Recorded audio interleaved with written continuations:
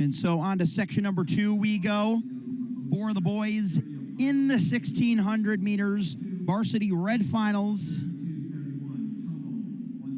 If you want to see a 4:27:30 or faster, look out for average per lap splits. I think we can boil this down a little bit easier. 2:13 through 800 gets us to around a 66.5 for 400.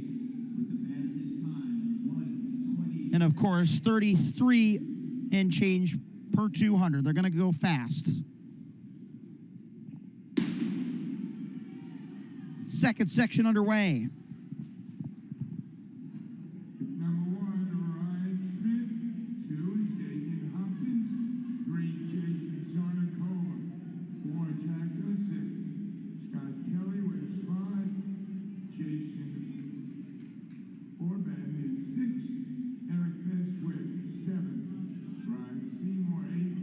Tim Oliver, 9. Pablo. Abdel Sayed, 10. Around a 31-second opening lap to take us out on the lead. A solid, aggressive start. You can see a lot of this field going with the spread out nature of the race. We'll start to get a radar of some of our top competitors.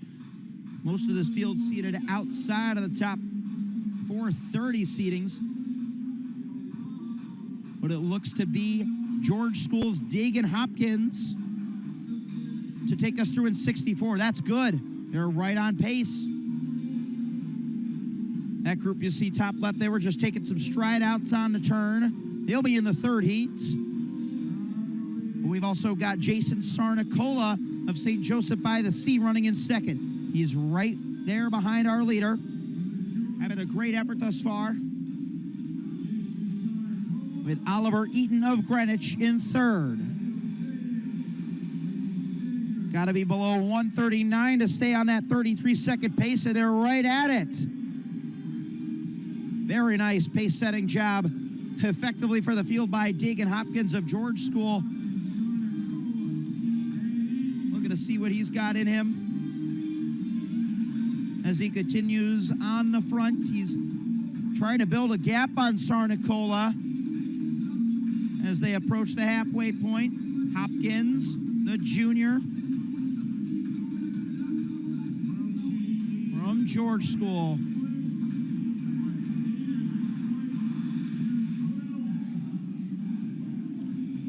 Looked like they were pretty close to where the first heat was at 2:13 and change. Hopkins, in fact, is a sophomore from Newtown, Pennsylvania. So in case I said he was a junior before, I was wrong.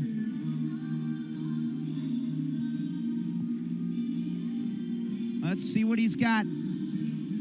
With still Sarnicola and Eaton behind. Hopkins, 4:38.77 at the Lawrenceville opener in his first 1600 in a George School uniform. Sarnicola has been an experienced member of this St. Joe C team for years. And Oliver Eaton as well for Greenwich. Sarnicola, 4:35 for his seed. Eaton, 4:34.31 for his seed.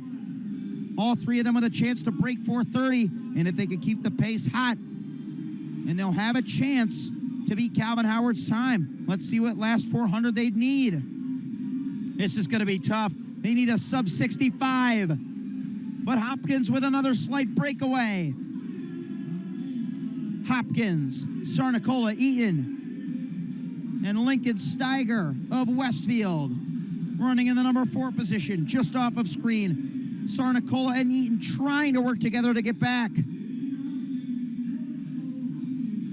Hopkins is going to have to probably double kick it here at this point.